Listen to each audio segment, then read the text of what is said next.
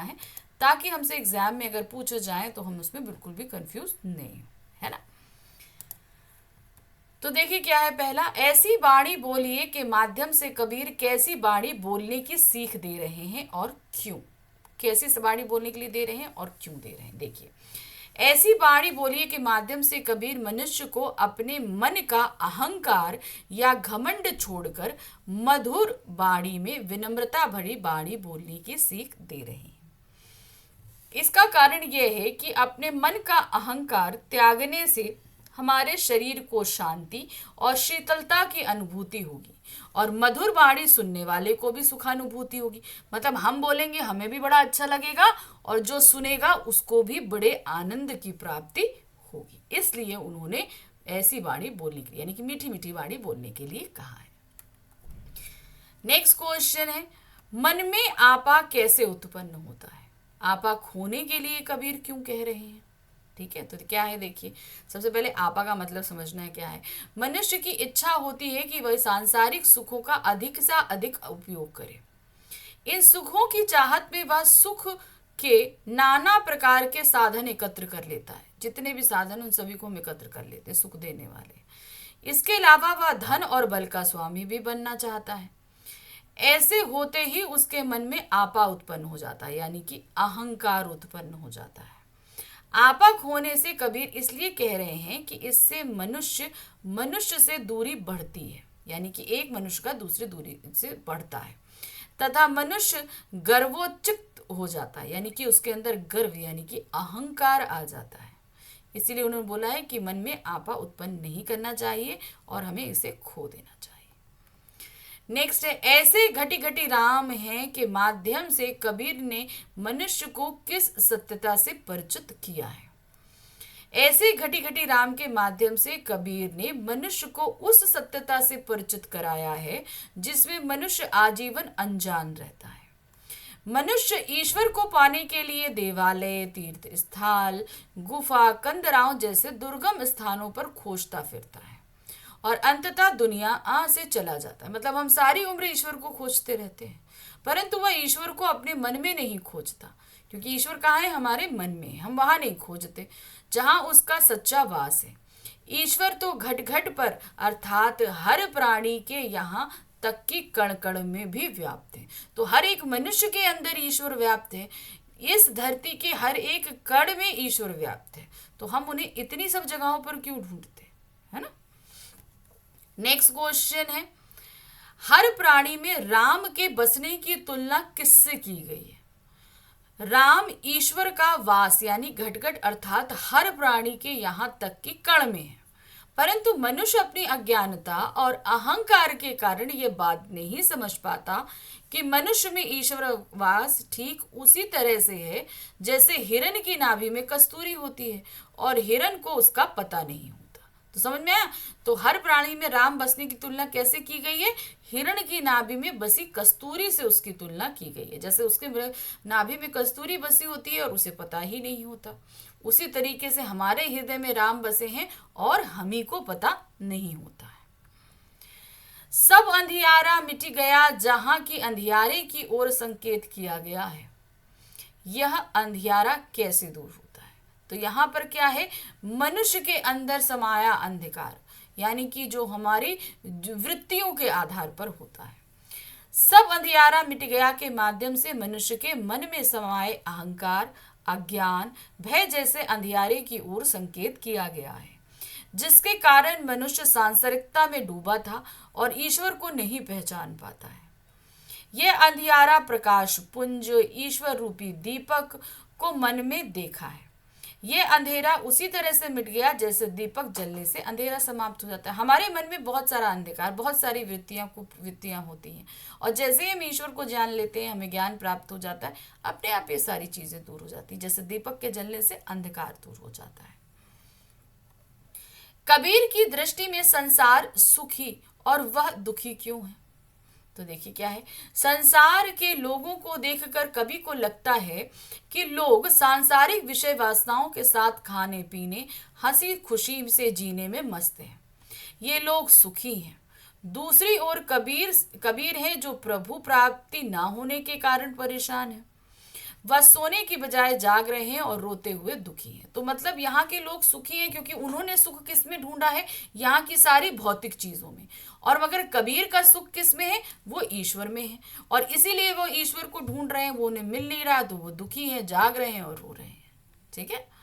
Next है, राम वियोगी की दशा कैसी हो जाती है। राम वियोगी की दशा कैसी होती है। एक या तो वो जीवित नहीं रहेगा, और जीवित रहेगा तो एक पागल की भांति वो जीवित रहता है। राम का वियोग झेल रहे व्यक्ति की दशा दयनीय हो जाती है। कोई मंत्र या उपाय उसे ठीक नहीं कर पाता। वह इस व्यथा को, अधिकता को सह नहीं पाता और अपने प्राणों से हाथ धो बैठता है। ऐसा व्यक्ति यदि जीता भी है तो उसकी स्थिति पागलों के समान होती है। वह राम से मिलकर ही स्वस्थ हो सकता है। मतलब अगर वो जीवित रह गया तो क्या होगा, पागल जैसा हो जाएगा। उसे राम मिलेंगे तो ही वो स्वस्थ रह सकता है, नहीं तो नहीं। निंदक के निंदक के बारे में कबीर की राय समाज से पूरी तरह भिन्न थी। स्पष्ट कीजिए, जो हमारी बुराई करता है तो हम क्या करते हैं, हम उससे घृणा करते हैं और उसे अपने आप से दूर रखने की कोशिश करते हैं। लेकिन कबीर क्या कहते हैं, उस निंदक को हमेशा अपने पास रखिए, क्योंकि वो जब आपकी निंदा करेगी, आपकी कमियां निकालेगा, तो आप उन सारी निंदाओं से अपने आप को मुक्त करने की कोशिश करेंगे। तो इस तरीके से क्या होगा, आपका स्वभाव धीरे धीरे स्वच्छ होगा। निंदक अर्थात आलोचकों के बारे में कबीर की राय समाज से बिल्कुल भी मेल नहीं खाती। समाज के लोग निंदा के भय से आलोचकों को अपने आसपास फटकने भी नहीं देते। इसके विपरीत कबीर का मत था कि निंदकों को अपने आसपास ही बसने की जगह देनी चाहिए। ऐसा करना व्यक्ति के हित में होता है, क्योंकि निंदक की निंदकता की वजह से हम अपने स्वभाव में सुधार लाते हैं। यहाँ अभी मेरे पास 8 लघुत्तरीय प्रश्न थे जो मैंने आपको करा दिए। अब हम आ गए दीर्घोत्तरीय प्रश्नों पे। इनको देखिए क्या है ये। पहला प्रश्न है, कबीर की साखियां जीवन के लिए अत्यंत उपयोगी हैं। इनमें से जिन जीवन मूल्यों की झलक मिलती है उनका उल्लेख कीजिए। ठीक है, तो क्या है, कबीर की साखियां कबीर के अनुभव और गहनता से खोजे गए सत्य पर आधारित है। उनकी हर साखी मनुष्य की सीख सी देती प्रतीत होती है। इन साखियों से हमें कई जीवन मूल्यों की झलक मिलती है, जैसे मनुष्य को सदैव ऐसी वाणी बोलनी चाहिए जिससे बोलने और सुनने वाले दोनों को ही सुख और शीतलता मिले। ठीक है, पहली चीज ये नैतिक मूल्य हो गए। मनुष्य को अहंकार का त्याग कर देना चाहिए। अपने आलोचकों को अपने आसपास ही जगह देना चाहिए ताकि व्यक्ति का स्वभाव परिष्कृत हो सके। ईश्वर प्राप्ति के लिए मनुष्य को उचित प्रयास करना चाहिए, जिसके लिए यह समझना आवश्यक है कि उसका वास घट घट में हो। तो ये कुछ चीजें हैं जो हम उनकी साखियों से अपने जीवन के अंदर उतार सकते हैं। ठीक है, दूसरा हमारे पास प्रश्न है दीर्घोत्तरीय। ईश्वर के संबंध में कबीर के अनुभवों और मान्यताओं का वर्णन साखियों के आधार पर करना है। ठीक है, ईश्वर के संबंध में कबीर के अनुभव और मान्यताएं जनमानस की सोच के विपरीत हैं। यानी कि जो लोग सोचते हैं उनसे कबीर जी की सोच पूरी तरीके से अलग है कि ईश्वर मंदिर, मस्जिद, गुरुद्वारे और तीर्थ स्थलों या दुर्गम स्थानों पर रहता है। लोग तो यही सोचते हैं और यही सोचकर मंदिर वगैरह जाते हैं ना। मनुष्य उसकी खोज में यहाँ वहां भटकता हुआ जीवन बिता देता है, परंतु कबीर की मान्यता एवं अनुभव के अनुसार ईश्वर हर प्राणी यहाँ तक कि कण कण में विद्यमान है। तो ये आम लोगों की सोच से अलग हुआ। दूसरा है, ईश्वर की प्राप्ति के लिए अहंकार का त्याग जरूरी। हमारे अंदर जब तक अहंकार है हम ईश्वर को नहीं खोज सकते। ठीक है, फिर है, ईश्वर के वियोग में व्यक्ति जी नहीं सकता। यदि वह जीता है तो उसकी दशा पागलों सी हो जाती है। तो ये भी बाकी लोगों से बिल्कुल अलग है उनकी सोच। ईश्वर के बारे में जाने बिना कोई ज्ञानी नहीं कहला सकता। बात सही है, हम जब तक ईश्वर को नहीं जान लेते, समझ लेते, तो हम अपने आप को ज्ञानी नहीं कह सकते। ईश्वर को पाने के लिए विषय वासनाओं और सांसारिकता का त्याग करना पड़ता है। तो ये जितने भी भौतिक सुख है और हमारे अंदर की जितनी भी लालसाएं हैं, हमें इन सबको त्यागना पड़ता है, तब कहीं जाकर हम ईश्वर को प्राप्त कर सकते हैं। प्रश्न संख्या 3 है, दीर्घोत्तरीय में हमारा तीसरा प्रश्न है। निंदक किसे कहा गया है, वह व्यक्ति के स्वभाव का परिष्करण किस तरह करता है। मैंने अभी आपको बताया था, उसी को आपको यहाँ पर दीर्घ में लिखना है। कबीर के अनुसार निंदक वह व्यक्ति है जो अपने आसपास रहने वालों की स्वाभाविक कमियों को अनदेखा नहीं करता। वह उन कमियों की ओर व्यक्ति का ध्यान बार बार आकर्षित कराता है। उसकी इस आलोचना से व्यक्ति गलतियों और अपनी कमियों के प्रति सजग हो जाता है। वह उन्हें दूर करने या ढकने का प्रयास करता है और सुधार के लिए उन्मुख हो जाता है। आत्म सुधार की भावना पनपते ही व्यक्ति धीरे धीरे अपने दुर्गुणों और कमियों से मुक्ति पा जाता है। ऐसा करने से व्यक्ति को कुछ खर्च भी नहीं ही करना पड़ता।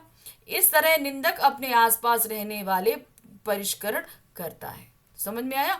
जो आलोचना करता है वो इस तरीके से हमारे स्वभाव की सफाई करता है।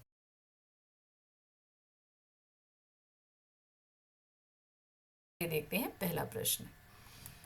याद रखिएगा कि इसमें लघु उत्तरीय और दीर्घ उत्तरीय दोनों ही तरह के प्रश्न में लाई हूं। तो पहले हम कर रहे हैं लघु उत्तरीय प्रश्न। कवियत्री मीरा ने अपने प्रभु से क्या प्रार्थना की है, प्रथम पद के आधार पर लिखिए। तो क्या वो कह रही हैं? कवियत्री मीरा ने अपने प्रभु श्री राम से लोगों की पीड़ा दूर करने की प्रार्थना की है। उनके प्रभु श्री कृष्ण ने द्रौपदी, प्रहलाद और गजराज की जिस तरह से सहायता की और उन्हें विपदा से मुक्ति दिलाई, उसी तरह मीरा अपनी पीड़ा दूर करने की भी प्रार्थना करती हैं कि वो चाहती हैं कि जैसे उन्होंने सबकी पीड़ा दूर करी वैसे उनकी पीड़ा भी दूर करें। उनकी पीड़ा क्या है? वो श्री कृष्ण के दर्शन पाना चाहती है, उनसे मिलना चाहती हैं। तो वही पीड़ा वो दूर करने के लिए प्रार्थना कर रही है। नेक्स्ट क्वेश्चन है, कवियत्री मीरा ने श्री कृष्ण को उनकी क्षमताओं का स्मरण क्यों कराया? उनके अंदर इतनी सारी क्षमताएं हैं, आखिर क्यों वो उनकी क्षमताओं का स्मरण करा रही हैं? कवियत्री मीरा श्री कृष्ण की अनन्य भक्त एवं उपासिका थी। उन्होंने अपने प्रभु के दयालु स्वभाव की कहानियां सुन रखी थी। मीरा जानती थी कि उनके प्रभु के लिए उनकी पीड़ा कठिन कार्य नहीं है। उन्होंने तो इस तरह के अनेक कार्य पहले भी किए हैं। श्री कृष्ण उनकी पुकार को शीघ्र सुने, इसलिए मीरा ने श्री कृष्ण को उनकी क्षमताओं का स्मरण कराया कि आपने तो इतनी सारी कार्य कर रखे, आपको तो मुझसे सिर्फ भेंट मात्र करनी है। तो बस आप भी मतलब इतनी क्षमताएं हैं आपके अंदर, तो आप मेरी ये पीड़ा भी पल में हल कर सकते हैं। इसीलिए उनकी क्षमताओं का वो स्मरण कराती है। नेक्स्ट क्वेश्चन है, श्री कृष्ण ने गजराज की मदद किस तरह की थी? अब आपको पता ना, गजराज अर्थात हाथी की मदद किस तरीके से करी थी, दी थी ना। क्या कहते हैं, बूढ़ तो गजराज काटी कुंजर पीर, आपने दिया था ना, ये पढ़ा है हम लोगों ने लाइन। तो वही चीज है। एक बार गजराज किसी बड़े जलाशय में नहाने गया। वह नहाने में व्यस्त था, तभी उसके पैर को एक मगरमच्छ ने मुंह में दबाया और उसे गहराई में खींचने लगा कि भाई पानी में डूब जाएगा तो मर जाएगा, आसानी हो जाएगी। असहाय हाथी गहरे पानी में सरकने लगा। अपनी मृत्यु निकट देखकर गजराज ने कमल पुष्प कंड को उठाया और प्रभु की मदद के लिए पुकारा। उसकी पुकार सुनकर प्रभु नंगे पांव दौड़े आए। उन्होंने मगरमच्छ को मारकर गजराज को बचाया। तो इस तरीके से गजराज को जो है श्री कृष्ण ने बचाया। अब है हमारा अगला प्रश्न। अगला प्रश्न क्या है? भगवान को नरहरि का रूप क्यों धारण करना पड़ा? यानी कि उन्होंने नरहरि का रूप किस लिए धारण किया था? तो उन्होंने प्रहलाद को बचाने के लिए किया था, हिरण्यकश्यप का वध करने के लिए। तो वही आपको यहाँ लिखना है। हिरण्यकश्यप नामक एक अत्याचारी एवं अभिमानी राजा था। वह स्वयं को ही ईश्वर मानता था, परंतु उसका पुत्र ईश्वर का परम भक्त था। हिरण्यकश्यप ने प्रहलाद को तरह तरह से समझाया कि वह प्रभु भक्ति छोड़कर उसे यानी हिरण्यकश्यप ही भगवान माने, हिरण्यकश्यप को ही भगवान माने, पर प्रहलाद तैयार न हुआ। उसके पिता उसे तरह तरह की यातना दी, पर प्रहलाद का विश्वास प्रभु में बढ़ता ही गया। एक बार जब उसने प्रहलाद की जान लेनी चाही, तो भगवान ने नरसिंह का रूप धारण कर प्रहलाद की रक्षा करी और हिरण्यकश्यप को मार दिया। तो ये कहानी तो आप लोगों ने भी पहले सुनी होगी ना, उसी कहानी को आपको यहाँ शब्दों में व्यक्त करना है।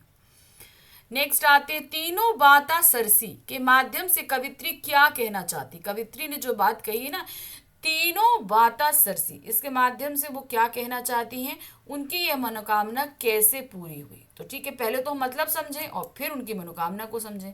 कवित्री मीरा अपने प्रभु श्री कृष्ण की अनन्य भक्त थी। वह श्री कृष्ण की चाकरी करके उसका सामीप्य पाना चाहती थी।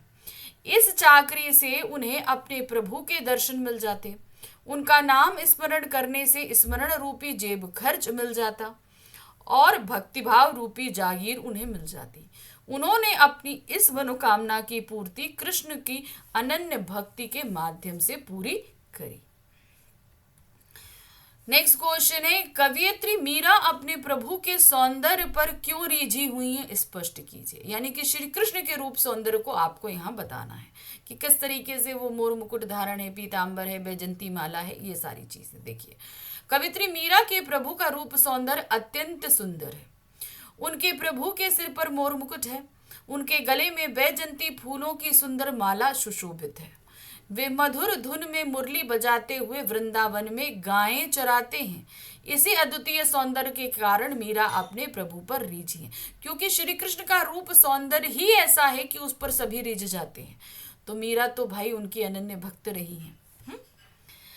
अब हमारे आगे दीर्घ उत्तरीय प्रश्न। तो हमने यहाँ पर किए लघु उत्तरीय प्रश्न, अब हम किसको करने जा रहे हैं, दीर्घ उत्तरीय प्रश्नों को। तो देखिए क्या है, पाठ में संकलित पदों के आधार पर मीरा की भक्ति भावना पर प्रकाश डालिए।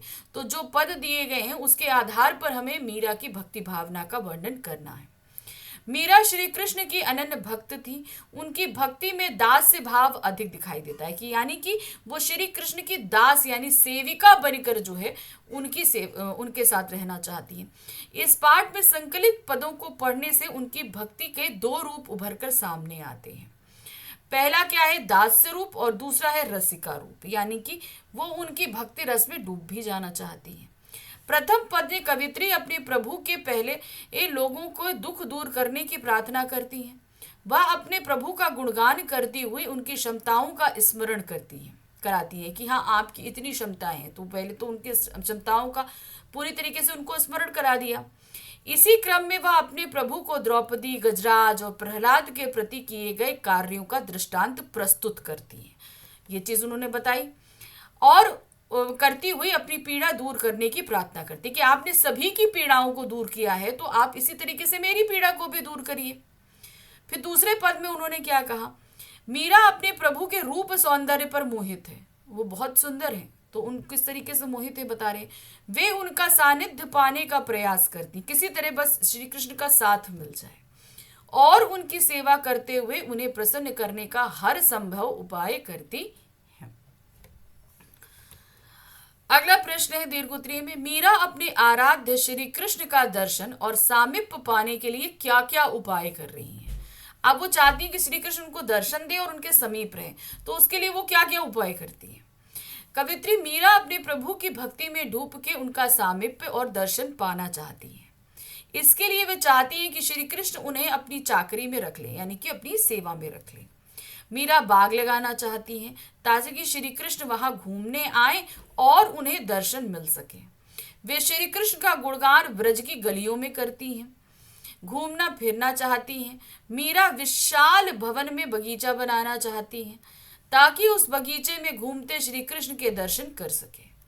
श्री कृष्ण का सामीप्य पाने के लिए लाल रंग की साड़ी पहनती हैं और अपने प्रभु से प्रार्थना करती हैं कि वे आधी रात में यमुना किनारे मिलने की कृपा करें, क्योंकि इस मिलन के लिए उनका मन बेचैन हो रहा है। तो ये सारे उपाय कर रही हैं, वो उनका स्मरण कर रही हैं, बाग लगा रही हैं, उनके गुणगान कर रही हैं, कुसुम्बी साड़ी पहन रही हैं कि किसी तरीके से उनके दर्शन और उनका सानिध्य मिल जाए।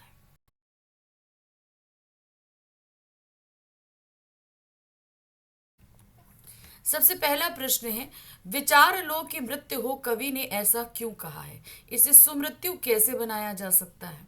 ये बात उन्होंने क्यों बोली है कि विचार लो कि मृत्यु हो, यानी कि जब हमें पता है कि मृत्यु सत्य है तो मृत्यु तो आएगी ही आएगी, तो हमें उससे डरना नहीं है। इसे सुमृत्यु यानी कि हमें तो ये पता है कि हमारी मृत्यु होनी है, तो इसे हम सुमृत्यु कैसे बना सकते हैं, यानी कि ऐसे कर्म करके कि जब हम मर जाएंगे तो हमारी मृत्यु हो जाएगी तो उसके बाद भी लोग हमें याद करें, तो हमें ऐसे कर्म करने हैं। कवि ने मनुष्य से मृत्यु होने की बात इसलिए कही है क्योंकि मानव शरीर नश्वर है। इस संसार में जिसका भी जन्म हुआ उसे एक ना एक दिन अवश्य मरना है। मनुष्य चाहकर भी अपनी मृत्यु को नहीं टाल सकता है, चाहे वो कुछ भी कर ले, हम टाल नहीं सकते। मनुष्य अच्छे अच्छे कर्म करके और दूसरों के प्रति सहानुभूति दिखाते हुए परोपकार करके अपनी मृत्यु को सुमृत्यु बना सकता है।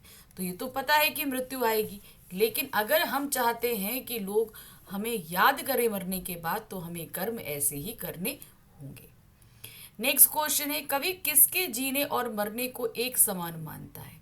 जो व्यक्ति स्वार्थी है, जो सिर्फ अपने लिए जी रहा है और अपने लिए ही मर रहा है, तो ऐसा व्यक्ति मरे या जिए वो दोनों ही एक समान होता है। तो इस प्रवृत्ति को पशु प्रवृत्ति कहते हैं। इस नश्वर संसार में हजारों लाख लोग प्रतिदिन मरते हैं। इनकी मृत्यु को लोग थोड़े ही दिन बाद भूल जाते हैं। ये लोग अपने स्वार्थ को पूरा करने के लिए जीते हैं। जिनको मृत्यु कुछ दिन बाद भूल दी जाती है, वो लोग क्या होते हैं? स्वार्थी होते हैं। उन्हें दूसरों के दुख पीड़ा से कुछ लेना देना नहीं होता है। दूसरों के बारे में न सोचने के कारण ऐसे लोगों की मृत्यु से कुछ लेना देना नहीं है। आत्मकेंद्रित होकर अपनी स्वार्थ हित साधना में लगे रहने वालों के जीने और मरने को एक ही समान बताया गया है। तो कैसे? जो सिर्फ अपने स्वार्थ के लिए जी रहे हैं। तीसरा प्रश्न है, अखंड आत्म भाव भरने में अखंड आत्म भाव भरने के माध्यम से कवि क्या कहना चाहता है? उन्होंने बोला ना अखंड आत्म भाव भरे, तो इसके माध्यम से वो क्या कहना और हमको बताना चाह रहे हैं।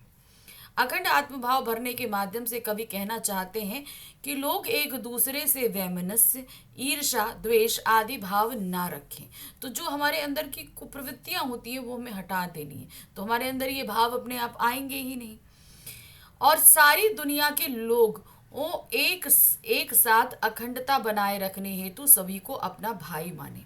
तो अगर हमें अखंडता बनानी, तो जितने भी लोग हैं उनको हमें क्या मानना है? भाई मानना है। बंधुत्व की भावना रखनी है। प्रायः लोग जाति, धर्म, भाषा, क्षेत्र भाव, संप्रदाय आदि की संकीर्णता में फंसकर मनुष्य को भाई समझना तो दूर मनुष्य भी नहीं समझते। तो अगर हम इन संकीर्णता, इस छोटी सोच के साथ अगर हम जिएंगे तो क्या होता है? हम इंसान ही नहीं समझते, भाई तो समझने की बात दूर। कवि इसी संकीर्णता का त्याग करने और सभी के साथ आत्मीयता बनाने की बात कर रहा है।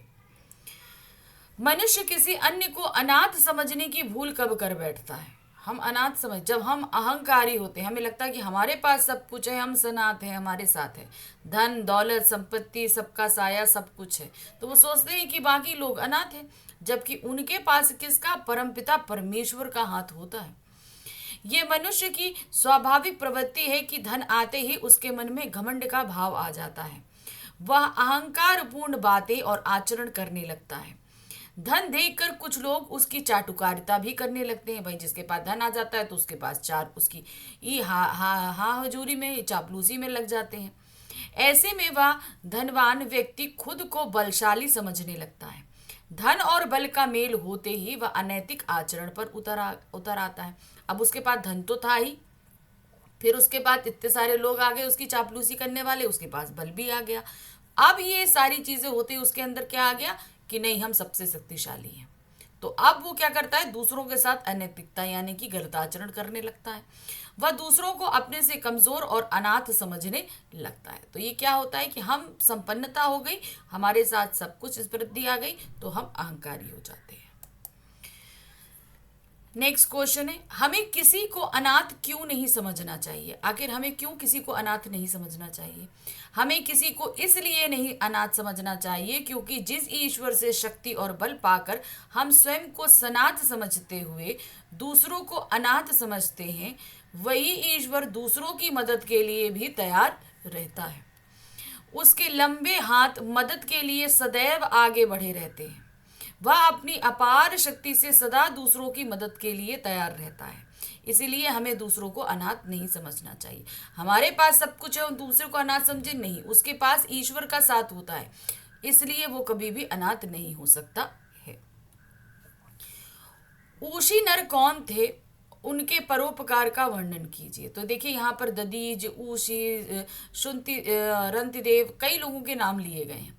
तो वो कौन थे? उन्हीं में से ऊशी नर थे। देखिए कौन है ऊशी नर? गांधार के राजा थे। उन्हें शिवी के नाम से जाना जाता था। एक बार जब वे बैठे थे तभी एक कबूतर बाज से भयभीत होकर शिवी की गोद में आ दुबका। इसी बीच बाज शिवी के पास आकर अपना शिकार वापस मांगने लगा कि भाई ये मेरा शिकार है, मुझे वापस दे दो। तब राजा ने कबूतर को वापस देने से मना किया तो उसने कहा राजा से कबूतर के वजन के बराबर मांस मांगा कि भाई ठीक है, जितना कबूतर का वजन है उतना मुझे मांस दे दो। राजा ने इसे सहर्ष स्वीकार कर लिया। एक कबूतर पर दया करने के कारण राजा प्रसिद्ध हो गए।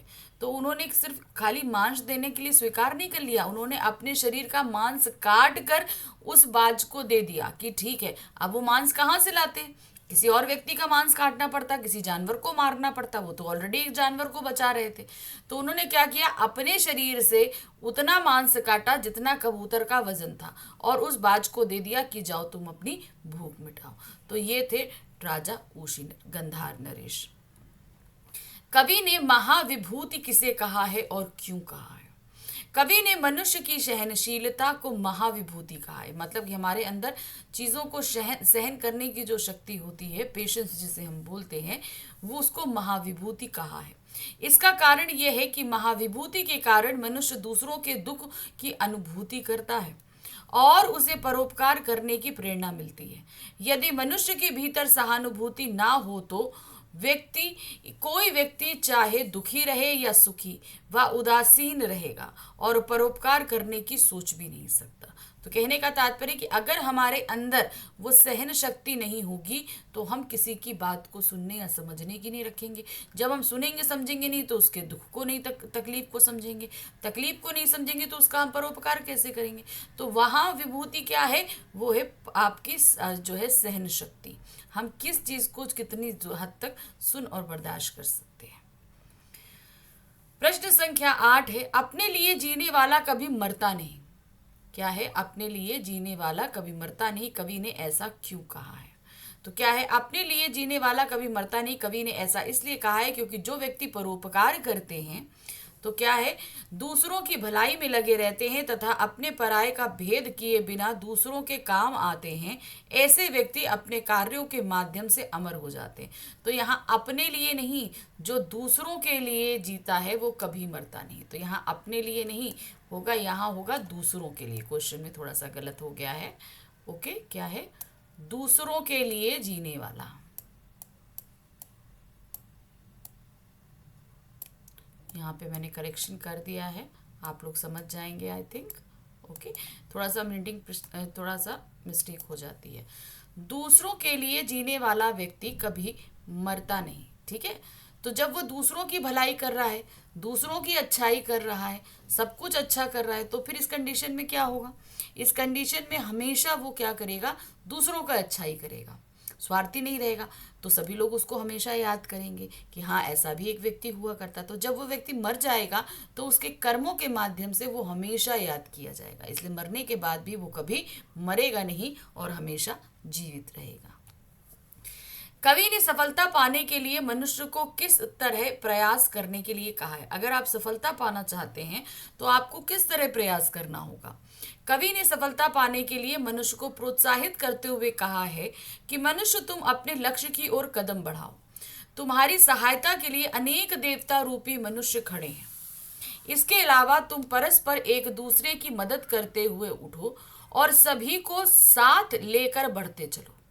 इससे कोई मंजिल या लक्ष्य प्राप्त करना कठिन नहीं होगा। तो मतलब तुम्हें अकेले नहीं चलना है, जो तुम्हें कार्य करना है अपनी भलाई करनी है, अपनी प्रगति करनी है, लेकिन साथ ही साथ उसमें दूसरों की भी भलाई और प्रगति को सोचते हुए आगे बढ़ना है।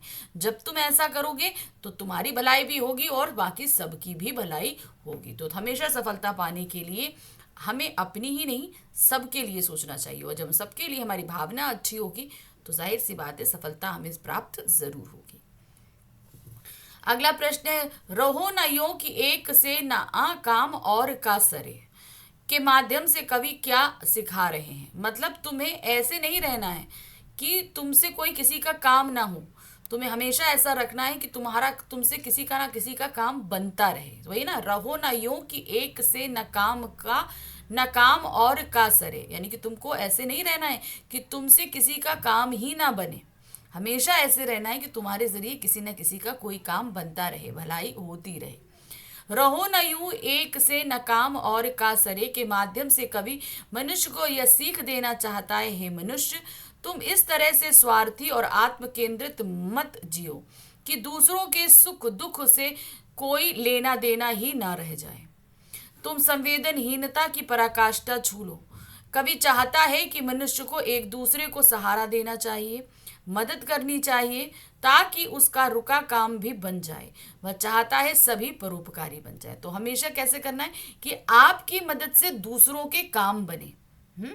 तो हमेशा आपको ये काम करना है, आपसे दूसरों का काम बनना चाहिए, इस तरीके से आपको रहना है। अब हम आ गए दीर्घोत्तरीय प्रश्न पे। तो अभी हमने 10 लघुत्तरीय प्रश्न कर लिए। अब हमारे सामने एक दीर्घोत्तरीय प्रश्न, यानी कि कई हैं और भी हैं। तो पहला दीर्घोत्तरीय प्रश्न हम देख रहे हैं। मनुष्यता कविता में कवि ने मनुष्य की किस कृत्य को अनर्थ कहा है और क्यों कहा है? क्या चीज जो अनर्थ है और उसको क्यों कहा है? मनुष्यता कवि में कवि ने मनुष्य को यह बताने का प्रयास किया है कि सभी मनुष्य आपस में ही भाई भाई हैं। इस सबसे बड़ा प्रमाण यह है कि सबको जन्म देने वाला ईश्वर एक है। जब हमको जन्म देने वाला ईश्वर एक है, परमपिता परमेश्वर एक है, तो हम सभी आपस में भाई हुए। पुराणों में भी इस बात का प्रमाण है कि सृष्टि का रचनाकार वही है। कौन? ईश्वर। वह सारे जगत का अजन्मा पिता है। फिर मनुष्य में थोड़ा बहुत जो भेद है वह उसके अपने कर्मों के कारण है। तो अभी कहने कि अगर भाई है तो भाई भेद क्यों है? शारीरिक रूप से आपके इतने बाहरी भेद क्यों है? क्यों? क्योंकि हमारे कर्मों के हिसाब से हमें ये भेद प्राप्त हुए। हमारे अच्छे कर्म तो अच्छा, बुरे कर्म तो बुरा। परंतु एक ही ईश्वर या आत्मा का अंश उसमें समाये होने के कारण सभी एक हैं। इतना जानने के बाद भी कोई मनुष्य दूसरे मनुष्य की अर्थात अपने भाई की मदद ना करे और उसकी व्यथा दूर ना करे, वह सबसे बड़ा अनंत है। अगर हम ये समझ रहे हैं कि वो हमारा भाई है, उसके बावजूद हम उसकी कोई मदद ना करें, तो फिर इससे बड़ा अनर्थ क्या होगा? इसका कारण यह है कि ऐसा ना करके मनुष्य अपनी मनुष्यता को कलंकित करता है। हम क्या करें? हमें अगर मनुष्य जीवन मिला है और अगर हम ये कृत्य नहीं कर रहे हैं, तो हमें एक तरीके से हमें अपने इस मिले हुए जन्म को हम कलंकित कर रहे हैं। दूसरा दीर्घोत्तरीय प्रश्न है, मनुष्यता कविता की वर्तमान में प्रासंगिकता स्पष्ट कीजिए। आधुनिक समय में क्या इस कविता का कोई प्रसंग है? क्या आज के समय में इसकी कोई उपयोगिता है? मनुष्यता कविता हमें सच्चा मनुष्य बनने की राह दिखाती है। मनुष्य को इस कविता द्वारा सभी मनुष्यों के अपना भाई मानने, उसकी भलाई करने और एकता बनाकर रखने की सीख दी गई है। कविता के अनुसार सच्चा मनुष्य वही है जो सभी को अपना भाई समझते हुए दूसरों की भलाई के लिए ही जीता और मरता है। वह दूसरों के साथ उदारता से रहता है और मानवीय एकता को दृढ़ करने के लिए प्रयासरत रहता है। वह खुद उन्नति के पथ पर चलकर दूसरों को भी आगे बढ़ने की प्रेरणा देता है।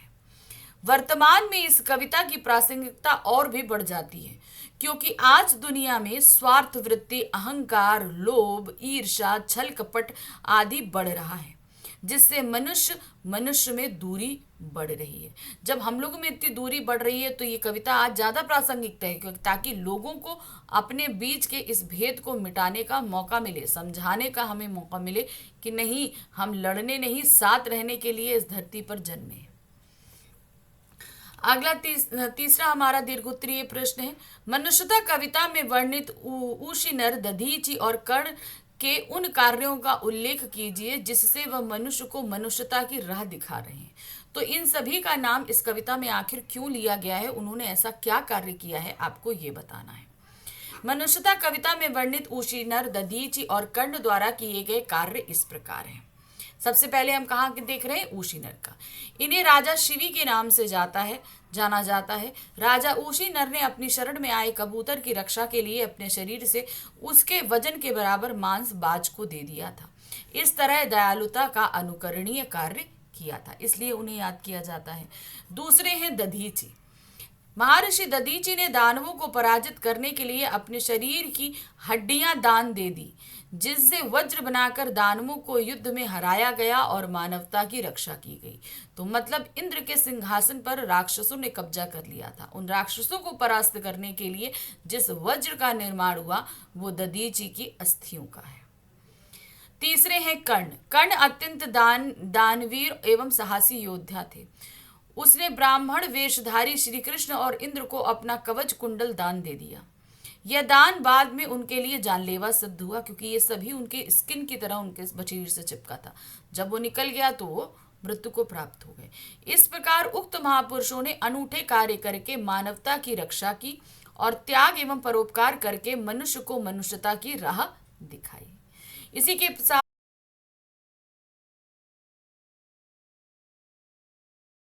दीर्घ उत्तरीय दोनों ही तरह के प्रश्न पूछे गए हैं। सबसे पहले हमारे पास आ रहा है लघुत्तरीय प्रश्नोत्तर। ठीक है। पल पल परिवर्तित प्रकृति वेश के माध्यम से कवि क्या कहना चाहता है? पल पल परिवर्तित प्रकृति प्रदेश के माध्यम से कवि यह कहना चाहता है कि पर्वतीय प्रदेश की वर्षा ऋतु में प्रकृति में क्षण क्षण बदलाव आता रहता है। वहां अचानक सूर्य बादलों में छिप जाता है। बादल गहराते हुए ही वर्षा होने लगती है। चारों ओर धुआं धुआं सा छा जाता है। पल पल में हो रहे इस परिवर्तन को देख लगता है प्रकृति अपना वेश बदल रही है। तो कभी तो एकदम जो है बादल हट गए, धूप आ गई, फिर एकदम से बादल आए बहुत घने, चारों तरफ जो है वो खूब तेज घंघोर बारिश होने लगी। जैसी बारिश हल्की हुई तो धुआं धुआं सा हो जाता है, क्योंकि वहाँ मौसम तुरंत ही डाउन हो जाता है। तो वहाँ पे तो है धुआं धुआं, जैसे लगता है कि सब कुछ जलने लगा, उसमें से धुआं निकल रहा है। तो पल पल जो वेश बदल रहा है इसका, इसीलिए जैसे लग रहा है कि प्रकृति अपने वेशभूषा को या कपड़ों को बार बार बदल रही है। नेक्स्ट क्वेश्चन है, कविता में पर्वत को कौन सा मानवीय कार्य करते हुए दर्शाया गया है? कौन सा कार्य कर रहा है पर्वत? पर्वत प्रदेश में पावस कविता में वर्णित पर्वत अत्यंत ऊंचा और विशालकाय है। पर्वत पर हजारों फूल खिले हैं। पर्वत के चरणों के पास ही स्वच्छ जल से भरा तालाब है। पर्वत इस तालाब में अपनी परछाई निहारते हुए आत्ममुग्ध हो रहा है। उसका यह कार्य किसी मनुष्य के कार्य के समान है। तो भाई अपनी शक्ल निहारने का काम कौन? मनुष्य द्वारा किया जाता है, लेकिन यहाँ कौन कर रहा है? यहाँ पर्वत अपनी शक्ल को देख रहा है, इसलिए उसको यहाँ पर बोला गया है कि वो मानवों जैसे जो है क्रियाएं कर रहा है। नेक्स्ट क्वेश्चन है, पर्वतीय प्रदेश में स्थित तालाब के सौंदर्य का चित्रण कीजिए। अब पर्वतीय क्षेत्र में जो तालाब है उसका बहुत ही अच्छा सुंदर चित्रण किया, क्योंकि वो एकदम साफ है, शांत है, तो जैसे लग रहा है कि कोई मिरर हो, यानी कि दर्पण, और फिर उसके ऊपर से जो धुआं उठता है तो जैसे लगता है तालाब जलने लगा है, कहीं आग लग गई है। ऐसे में पर्वतीय प्रदेश में पहाड़ की तलहटी में एक विशाल आकार का तालाब है। वहां होने वाली वर्षा के जल से यह तालाब परिपूरित रहता है, मतलब हमेशा तालाब भरा रहता है। तालाब के पास ही विशालकाय पर्वत है। इसकी परछाई इसके पानी में उसी तरह दिखाई देती है जैसे साफ दर्पण में कोई वस्तु। तो पानी साफ है, इसलिए जो परछाई पड़ रही है वो भी एकदम साफ स्वच्छ, एकदम जैसे हम लोग मिरर में पूरा अपना अक्ष देखते हैं ना, तो उस तरीके से तालाब में वो अक्ष दिखाई दे रहा है। इसीलिए उसको एक दर्पण की संज्ञा यहाँ पर दी गई है, और उस दर्पण में अपने आप को कौन निहार रहा है? वो है पर्वत। पर्वत से गिरने वाले झरनों की विशेषता लिखिए। अब पर्वत से जो झरने गिर रहे हैं वो क्या कर रहे हैं? वो पर्वत के ही गुणगान गा रहे हैं। उनसे गिरते हुए पानी मोती की तरह, क्योंकि झाग हो जा रहा है तो जैसे लगता है कि मोती गिर रहे हों। पर्वतीय प्रदेश में वर्षा ऋतु में पर्वत के सीने पर झरझर करते हुए झरने गिर रहे हैं। इन झरनों की ध्वनि सुनकर ऐसा लगता है जैसे ये पर्वतों का गौरवगान कर रहे हैं। इन झरनों का सौंदर्य देखकर नस नस में उत्तेजना भर जाती है। ये झरने झाग युक्त है, क्योंकि पानी जब बहुत तेजी से गिरता है ना तो वो सफेद सफेद झाग में हो जाता है। अब वो ऊंचाई से गिर रहा है, इसलिए वो कैसा हो गया? झाग युक्त हो गया है, जिन्हें देखकर लगता है कि ये सफेद मोतियों की लड़ियां हैं। जैसे लग रहा मोती की लड़ी जो है वो झरनों से गिर रही है। पर्वतों पर उगे पेड़ कवि को किस तरह प्रतीत हो रहे हैं? अब पर्वत के ऊपर जो पेड़ उगे हुए हैं वो किस तरीके से प्रतीत हो रहे हैं? पर्वतों पे उगे पेड़ देखकर लगता है कि ये पहाड़ के सीने पर उगाए हैं, क्योंकि वो पहाड़ के ऊपर लगे हैं तो उनके लिए लग रहा है कि पहाड़ के सीने पर उगे हुए हैं। जो मनुष्य की ऊंची ऊंची इच्छाओं की तरह है। कैसे? जैसे मनुष्य बहुत ऊंची ऊंची इच्छाएं देखता है ना, तो ये ऐसे लग रहा है कि पर्वतों की बहुत ही ऊंची ऊंची इच्छाएं हैं। ये पर्वत अत्यंत ध्यान से अपलक और अटल रहकर शांत आकाश की ओर निहार रहे हैं। पर्वत तो सीधे खड़े हैं, तो क्या लग रहा है कि वो आकाश की तरफ निहार रहे हैं, मूवमेंट कुछ कर नहीं रहे, शांत है, अटल एकदम है। शायद ये भी अपनी उच्चाकांक्षा को पूरा करने का उपाय खोजने के क्रम में चिंताशील है। अब इन पेड़ों की उच्चाकांक्षाएं क्या है? वो पहाड़ के पार देखना चाहते हैं, सॉरी, पर आकाश के पार देखना चाहते हैं कि आखिर वहां पर है क्या। ये उनकी उच्चाकांक्षा है। तो पर आकाश को छू लेने की उनकी उच्चाकांक्षा है, और इसको वहां तक वो पहुंचेंगे कैसे, वो इसी चिंता में शांत खड़े हुए हैं। कविता में पर्वत के प्रति कवि की कल्पना अत्यंत मनोरम है, स्पष्ट कीजिए। अब आपको बताना है कविता में पर्वत के प्रति कवि की जो कल्पना है वो बहुत ही अच्छी है। तो हमारे जो कवि है सुमित्रा नंदन पंत, ये प्रकृति प्रेमी कवि हैं। इन्होंने प्रकृति पर जो है बहुत कविताएं लिखी हैं, तो इसीलिए जो है उन्होंने जो यहाँ पर इस पर्वत के प्रति अपनी कल्पना व्यक्त करी है वो भी बहुत सुंदर है। पर्वत प्रदेश में पावस कविता में कवि ने पर्वत के प्रति अत्यंत सुंदर कल्पना की है। विशालकाय पहाड़ पर खिले फूलों को उनके हजारों नेत्र माना है। देखिए मानवीकरण कर रहे हैं ना, नेत्र जिनके सहारे पहाड़ विशाल दर्पण जैसे तालाब में अपना विशाल आकार देखकर मुग्ध हो रहा है। यहाँ पर पहाड़ का भी मानवीयकरण हो गया। देखिए, अचानक बादलों के घिर जाने पर यही पहाड़ अदृश्य सा हो जाता है। तब लगता है कि पहाड़ किसी विशाल पक्षी की भांति अपने काले काले पंख फड़फड़ाकर उड़ गया हो। अब क्या होगा, एकदम से जैसे ही बादल आ गए तो जैसे लगा कि वो गायब हो गया। भाई उसके सामने बादल आ गए तो जैसे लगा कि जो है वो फड़फड़ाकर पहाड़ एकदम से उड़ गया। तो यहाँ पर उन्होंने पर्वत का मानवीयकरण किया है, उसे जड़ से चेतन की संज्ञा दे दी है, इसलिए इतना सुंदर उसका जो वर्णन यहाँ पर प्रतीत हो रहा है। नेक्स्ट क्वेश्चन है, पर्वत प्रदेश में पावस कविता में तालाब की तुलना किससे की गई है और क्यों? तो किससे की गई है? वो दर्पण से की गई है। क्यों की गई है? क्योंकि तालाब का जल जितना शांत और स्वच्छ है उसमें प्रतिबिंब उतना ही अच्छा दिख रहा है जितना कि दर्पण में दिखता है। पर्वत प्रदेश में पावस कविता में तालाब की तुलना स्वच्छ विशाल दर्पण से की गई है, क्योंकि तालाब का आकार बहुत बड़ा है। तालाब का जल अत्यंत निर्मल और साफ है। तालाब के इस स्वच्छ जल में पर्वत अपना महाकार देख सकता है। इतना बड़ा आकार वो आसानी से देख सकता है। नेक्स्ट है, पर्वतीय प्रदेश में उड़ते बादलों को देखकर कवि ने क्या नवीन कल्पना करी है? अब बादलों को क्या बताया उन्होंने? इंद्र का वाहन बताया। क्यों? क्योंकि वो इंद्रजाल फैला रहे हैं, अर्थात चारों तरफ जो है वो जादू फैला रहे हैं। पर्वतीय प्रदेश में बादल इधर उधर उड़ते फिर रहे हैं। इन बादलों से वर्षा होने से तालाब में धुआं उठने लगता है, पर्वत और झरने अदृश्य होने लगते हैं, शाल के पेड़ अस्पष्ट से दिखाई देने लगते हैं। जो पर्वत के ऊपर जो शाल के वृक्ष हैं वो क्या है? वो अदृश्य से दिखाई देने लगते हैं। इन सारे परिवर्तनों के मूल में बादल ही थे। तो जो भी प्राकृतिक परिवर्तन हो रहा था उसका कारण क्या था? वो बादल थे। इन्हें उड़ता देख कवि ने इंद्रयान के रूप में इनकी कल्पना करी है। अब इंद्र जब भगवान आते हैं, इंद्र भगवान किसके? वर्षा के देवता माने जाते हैं। अब उनके वाहन क्या बोले गए? बादल बोले गए, क्योंकि बादल ही वर्षा करते हैं और इंद्र भगवान। तो ये कह रहा है कि इंद्र के यान अर्थात इंद्र के वाहन हैं। इंद्र इन पर सवार होकर इधर से उधर ये अटखेलियां कर रहे हैं। यान के रूप में कल्पना की, जिनमें बैठकर इंद्र अपना मायावी जाल फैला रहा है। कवि की ये कल्पना सर्वथा नवीन है। तो किसी ने अभी तक इस तरह की कल्पना नहीं करी कि बादलों को इंद्र का वाहन कहा हो, लेकिन यहाँ पर उन्होंने इंद्र के वाहन के रूप में उसे बताया। क्यों? क्योंकि वो उन्हीं पर बैठकर इतने जादू से कार्य कर रहे हैं कि पल पल इतनी जल्दी दृश्य यहाँ पर बदल रहे हैं। अब हम आगे हैं दीर्घोत्तरीय प्रश्न पे। ठीक है, तो हमारे पास में क्या है, यहाँ पर कुछ लघु उत्तरीय थे और कुछ दीर्घ उत्तरीय प्रश्न थे। तो यहाँ पर अब हमारे पास कौन सा प्रश्न आ गया है? दीर्घ उत्तरीय। पहला प्रश्न है, कवि के देखते देखते अचानक कौन सा परिवर्तन हुआ जिससे शाल के वृक्ष भयाकुल हो गए? तो एकदम से बादल आ गए। बादल आने से उनको जैसे लगा कि वो भय से हो गए और वो आधे आधे पेड़ दिखने लगे। तो कवि ने कहा कि वो डर के क्या है, वो पहाड़ के अंदर ही धंस गए। ये चीज उन्होंने बोली।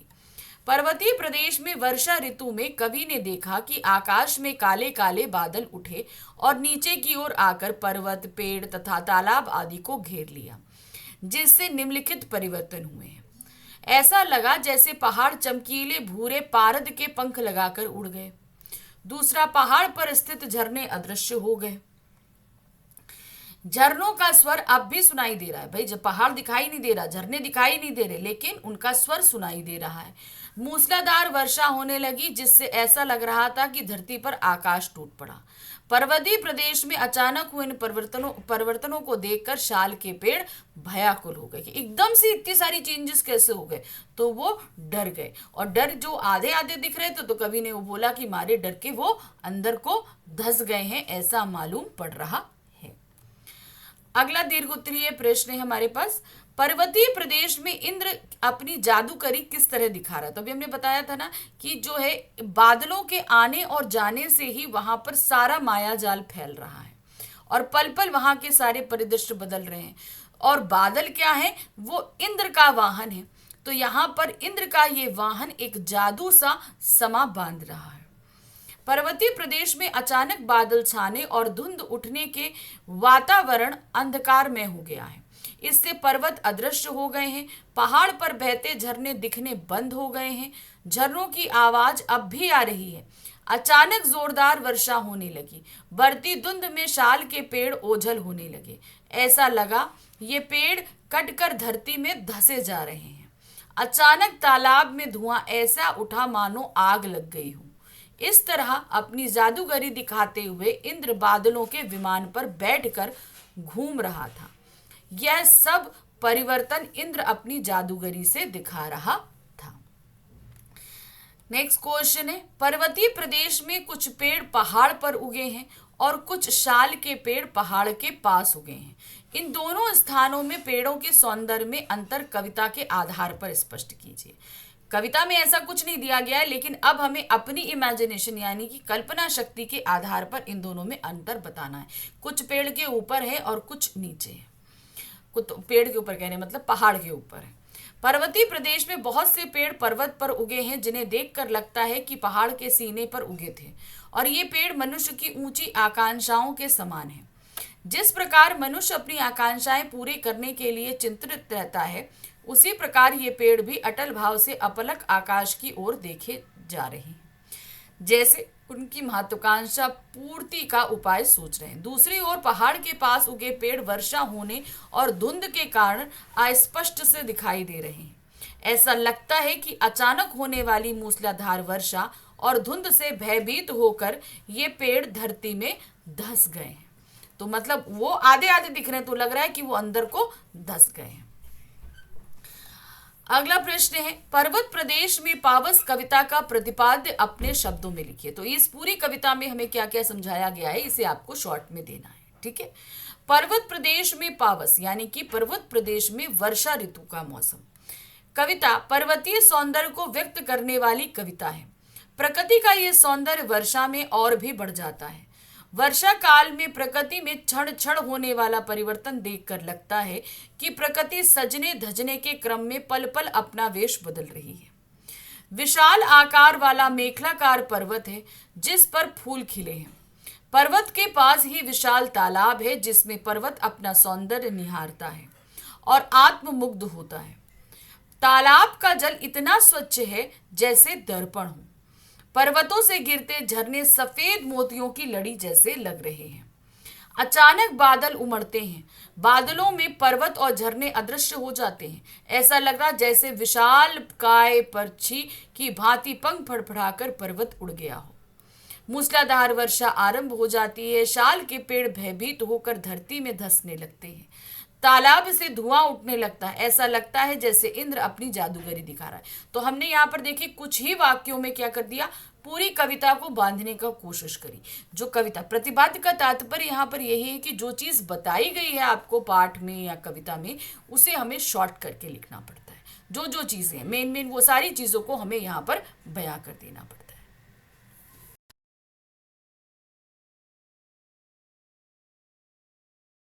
से तो संबंधित है लेकिन हमने अभी तक किए नहीं, है ना। पहला प्रश्न है, तोप पाठ में वर्णित तोप कहाँ रखी गई है और उसको वहां किसने रखवाया है। तो तोप नामक पाठ में वर्णित तोप उस बाग के प्रवेश द्वार पर रखी गई है जिसे ईस्ट इंडिया कंपनी ने अपनाया था, यानी किसने बनाया था, उन्होंने बनवाया था। इसी बाग में ईस्ट इंडिया कंपनी ने 1857 के प्रथम स्वतंत्रता संग्राम के समय रखवाया ताकि वह भारतीयों का मनोबल कुचल सके। यानी कि रखी गई थी कहाँ, अंग्रेजों द्वारा बनाए गए कंपनी बाग के मुहाने पर, यानी कि उसके पार्क के एंट्रेंस पे। और इसे रखा भी किसने था, अंग्रेजों ने ही रखा, ताकि जो है भारतीयों के मनोबल को कुचला जा सके और वो आगे बढ़ने का प्रयत्न ना करें कि इस तोप द्वारा उन्हें उड़ाया जा सकता। नेक्स्ट क्वेश्चन है, कंपनी बाग द्वारा तोप रखवाने का उद्देश्य क्या था। आखिर अगर ये तोप रखवाई गई तो इसका उद्देश्य क्या था। ईस्ट इंडिया कंपनी के माध्यम से अंग्रेज भारत पर शासन करते हुए अत्याचार कर रहे थे। भारतीयों द्वारा जब अपनी आजादी पाने के लिए अंग्रेजों के विरुद्ध क्रांति का रास्ता अपनाया गया तो उन्होंने कंपनी बाग में तोप रखकर असंख्य भारतीयों को उसी तोप से उड़ा दिया। तो उनका मकसद क्या था, उस क्रांति को दबाना। तो दबाने के लिए उन्होंने तोप का इस्तेमाल किया, आप आएंगे और उनको तोप से लोगों को उड़ा दिया गया। तो जहां इतने सारे लोगों को मार के उस क्रांति को उस समय तो दबा दिया गया और लोगों के मनोबलों को तोड़ने का भी प्रयत्न किया गया, लेकिन ये काफी समय के लिए नहीं हुआ क्योंकि कुछ समय बाद ये क्रांतियां फिर से शुरू हो गई थी और बहुत जोर से शुरू हुई थी। नेक्स्ट है, कंपनी बाग की तोप को साल में 2 बार चमकाने का उद्देश्य क्या है। तो साल में 2 बार चमकाई जाती है, ठीक है। वो कब चमकाई जाती है, जब हमारे राष्ट्रीय पर्व होते हैं, यानी कि 15 अगस्त और 26 जनवरी को। तो इसका उद्देश्य क्या है, इन 2 दिनों में ही क्यों ये चमकाई जाती है। कंपनी बाग की तोप को साल में 2 बार चमकाया जाता है, स्वतंत्रता दिवस और गणतंत्रता दिवस के राष्ट्रीय पर्व के अवसर पर। इस तोप को इसलिए चमकाया जाता है ताकि हम स्वतंत्रता पाने के क्रम में लोगों द्वारा तरह तरह की यातनाएं सहते हुए मृत्यु को गले लगाने जैसे कार्यों को याद कर सके और तथा अपनी आजादी का मूल्य समझ सके, कि मतलब हमको आजाद कराने के लिए कितने लोगों ने बलिदान दिया, ये हमें हमेशा याद रखना। नेक्स्ट क्वेश्चन है, कंपनी बाग में आने वाले सैलानियों को तोप अपने बारे में क्या बताती प्रतीत होती। कंपनी बाग में जब लोग आते ना, सैलानी आते, घूमने वाले आते ना, तो उनको ये तोप क्या बताते हुए प्रतीत हो रही है। कंपनी बाग में अब ना तोप का आतंक है और ना अंग्रेजों का। वह लोग सुबह शाम घूमने के लिए आते हैं, मतलब लोगों को अब डर नहीं है, तो लोग सैलानी है, घूमने आते हैं। पर्यटन के लिए आने वाले लोगों को तोप अपने बारे में यह बताती है कि कभी वह तोप बहुत शक्तिशाली थी। उसने उस समय अच्छे अच्छे वीरों को मौत के नींद सुला दी थी। उस समय लोगों के मन में इसका खौफ था और वे तोप के पास आने से बचते थे।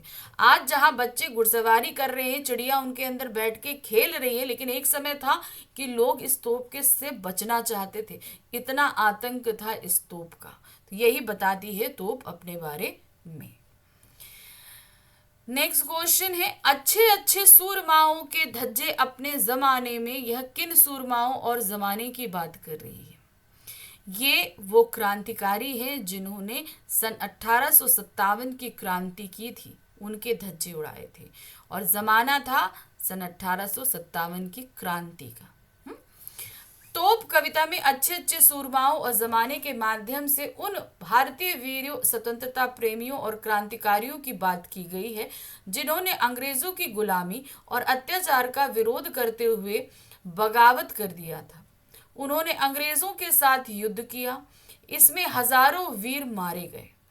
जिन वीरों को अंग्रेजों ने बंदी बनाया था उन्हें तोपों से उड़ा दिया। कविता में प्रथम स्वतंत्रता संग्राम के समय सन 1857 और उसके आसपास की बात की गई है। अगला प्रश्न है, अंग्रेजी शासनकाल और स्वतंत्रता के बाद कंपनी बाग की स्थिति में क्या बदलाव आया? यानी कि ये कंपनी बाग जो अंग्रेजों के समय था तब और आज यानी स्वतंत्रता के बाद इसमें क्या बदलाव हमें देखने को मिलता है? अंग्रेजी शासनकाल और स्वतंत्रता के बाद कंपनी बाग की दशा में बहुत बदलाव आया है। अंग्रेजों के समय कंपनी बाग में अंग्रेजों का आतंक छाया रहता था। अंग्रेजों ने अपने घूमने फिरने और ऐशो आराम के लिए बाग बनाया था, तो उसमें किसी भी भारतीय का प्रवेश वर्जित था। तो लोग अगर वहां मान ली कोई भारतीय चला बजाए तो उसे बहुत भयानक दंड दिया जाता था। तो वो खौफ था लोगों का। इस बाग के मुहाने पर रखी तोप गरज उठती थी।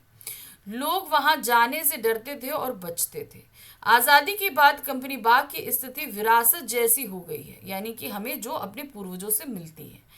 अब यहाँ आने जाने के लिए ना कोई प्रतिबंध है और न डर। लोग पर्यटन स्थल मानकर यहाँ घूमने आते हैं और बच्चे खेलते हैं। तो पहले जो डर खौफ रहा करता था, अब वो डर और खौफ नहीं है। नेक्स्ट क्वेश्चन है, कवि तोप को बच्चों और चिड़ियों के खेलने की वस्तु मात्र बताता चाहता है।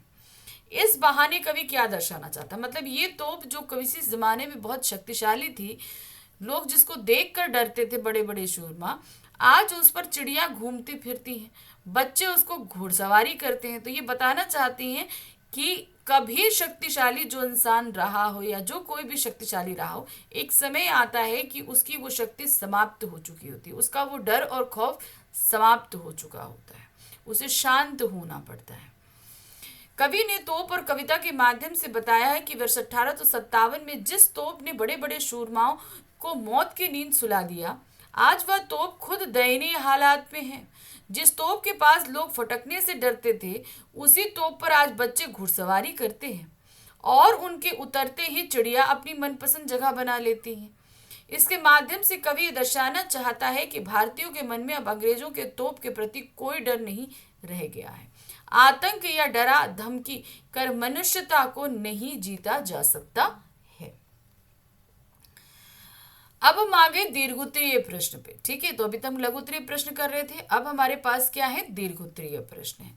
इनको देखिए, कंपनी बाग और तोप को विरासत में मिली हुई क्यों बताया गया है? ये दोनों हमको विरासत मिली है, ऐसा हमें क्यों बताने का प्रयत्न किया जा रहा है?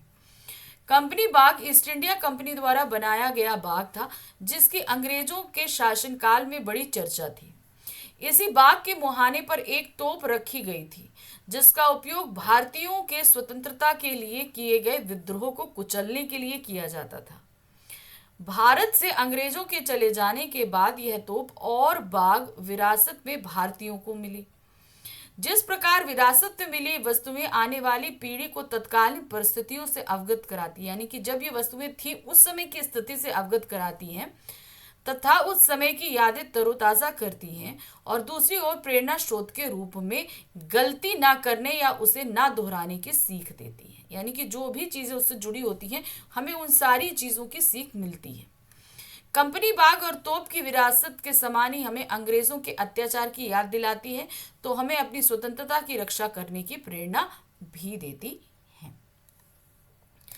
नेक्स्ट हमारा दीर्घोत्तरीय प्रश्न है, तोप कविता द्वारा कवि क्या संदेश देना चाहता है, स्पष्ट कीजिए। अब तोप कविता द्वारा कवि हमें क्या संदेश देना है, आखिर ये कविता उन्होंने मुझे हम लोगों को क्या बताने के लिए लिखी है? ठीक है, तोप कविता के माध्यम से कवि हमें कई संदेश देना चाहता है, जैसे हमें अपनी विरासतों की रक्षा करते हुए उनसे प्रेरणा लेनी चाहिए। इसके अलावा हमें अपनी शक्ति और धन का घमंड किए बिना सभी के साथ विनम्रता पूर्ण व्यवहार करना चाहिए। अपनी शक्ति से कभी भी दूसरों पर अत्याचार नहीं करना चाहिए, क्योंकि समय सदा एक सा नहीं रहता है। शक्ति के बल पर मानव को अधिक दिनों तक दबाया नहीं जा सकता। बुरे कार्यों में प्रयुक्त शक्ति का अंत करने के लिए लोगों को एकजुट होने और बलिदान देने के लिए तैयार रहने का संदेश देना चाहता है। तो कई चीजें उन्होंने इस कविता के माध्यम से हमें बताने और सिखाने का प्रयत्न किया है, और इसी कविता के साथ समाप्त हुआ हमारा ये अध्याय।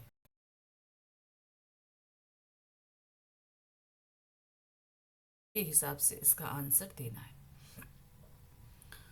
सबसे पहला जो हमारा प्रश्न आ रहा है वो लघु उत्तरीय है। कर चले हम फिदा जानो तन, के माध्यम से सैनिक क्या कहना चाहता है। अब एक सैनिक जो है उसका देहावसान होने पर आ गया है, यानी कि युद्ध करते करते वो काफ़ी घायल हो गया है और वो मृत्यु के बहुत नज़दीक है। तब वो क्या कह रहा है, कर चले हम फिदा जानो तन।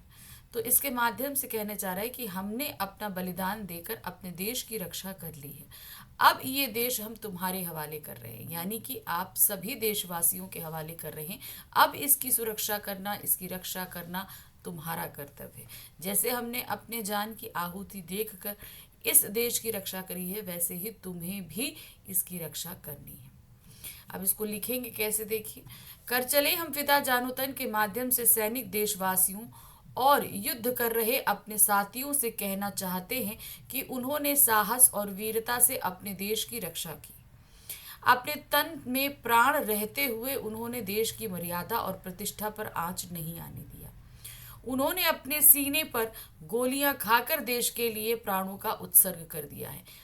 अब देश की रक्षा के लिए तुम भी अपने प्राणों की बाजी लगा देना, यानी कि अगर तुम्हें भी इसकी रक्षा के लिए अपने प्राणों की आहुति देनी पड़े तो उससे कभी पीछे मत हटना।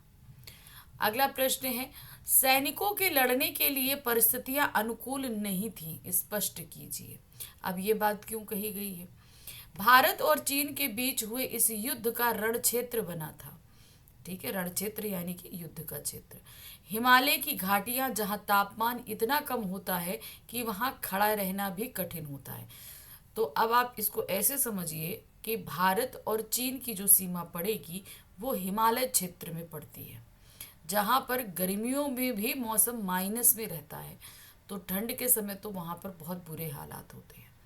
तो ये पृष्ठभूमि कहाँ बनी थी, उसी बॉर्डर पर, जहाँ पर जो है माइनस में तापमान रहता है, एकदम हड्डियों को गला देने वाली ठंड, हड्डियां कपा देने वाली ऐसी ही सर्दी में भारतीय सैनिक चीनी सैनिकों का मुंहतोड़ जवाब दे रहे थे।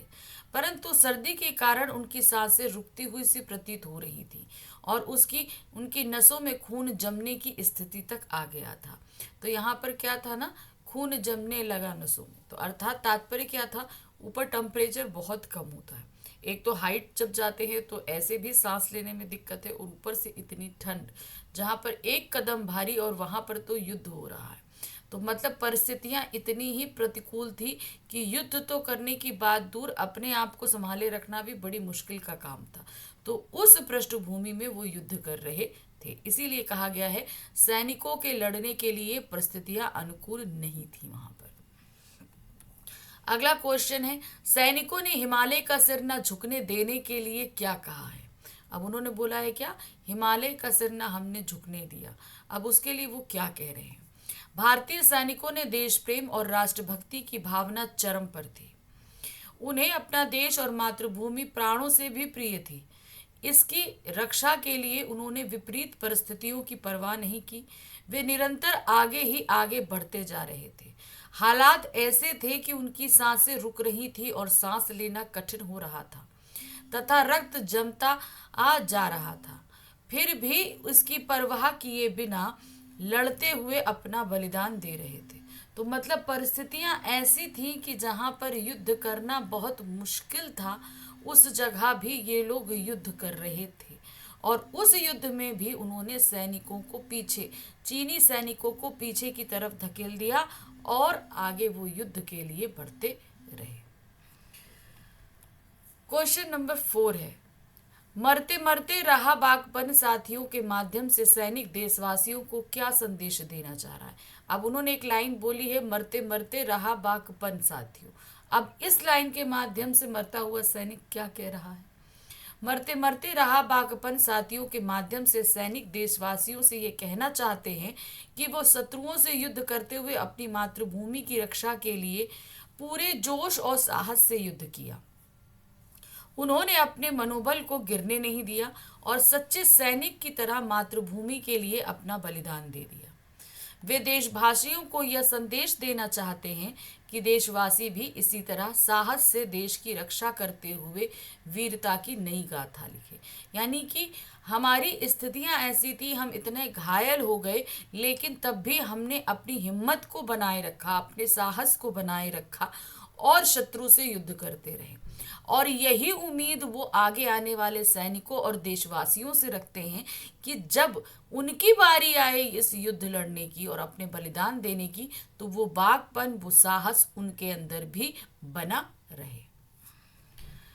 पृष्ठ संख्या 5 है, भारतीय सैनिकों को युद्ध में किन किन मुसीबतों का सामना करना पड़ा। युद्ध था भारत और चीन का, पृष्ठभूमि थी हिमालय के पर्वत। तो अब उन्हें किन किन मुसीबतों का सामना करना पड़ा, आपको उसका अंदाजा लगाकर यहाँ लिखना है।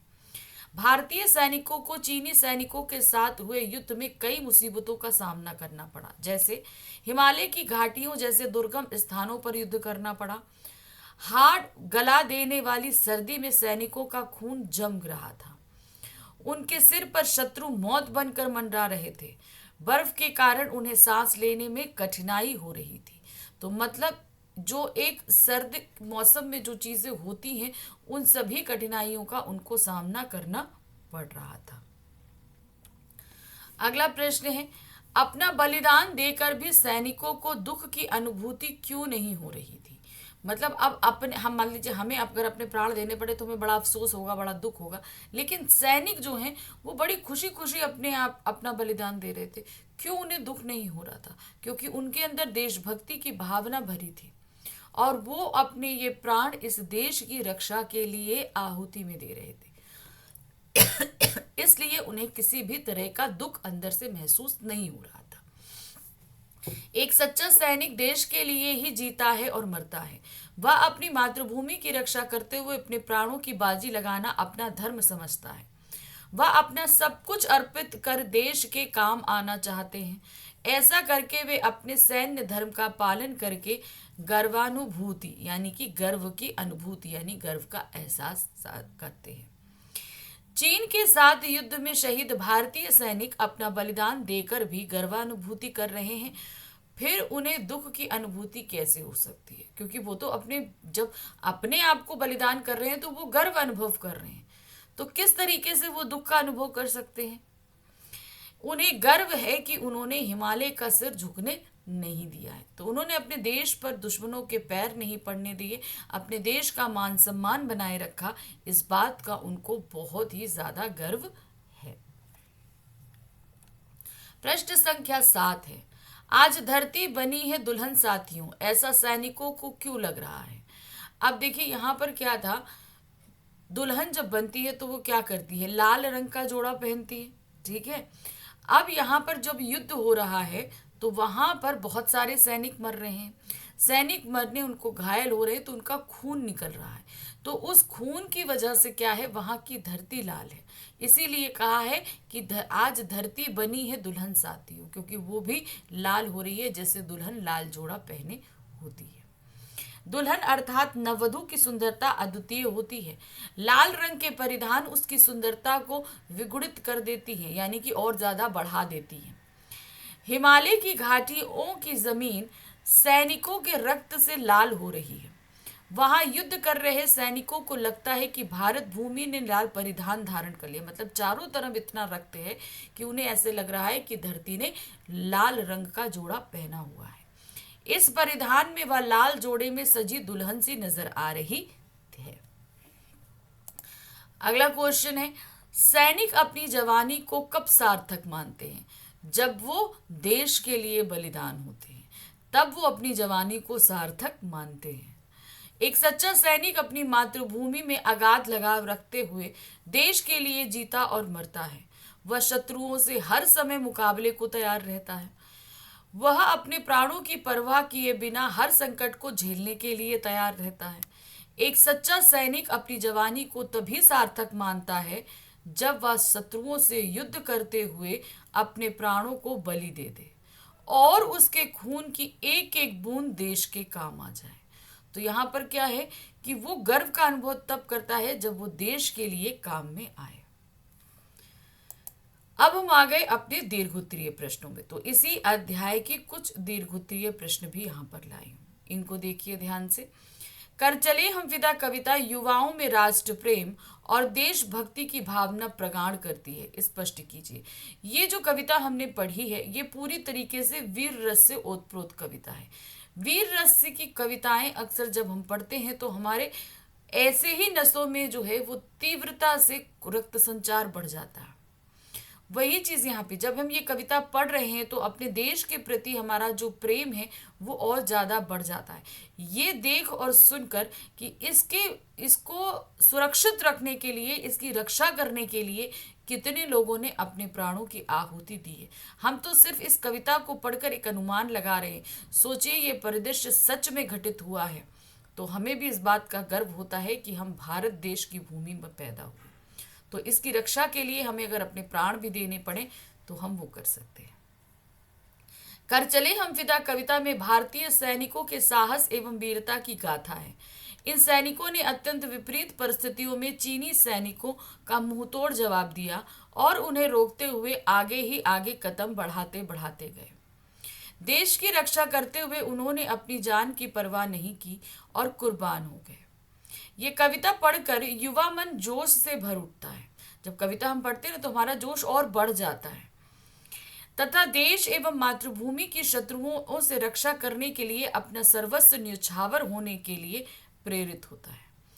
उसकी देशभक्ति हिलोरे लेने लगती है। वह साहस एवं जोश से भर उठता है।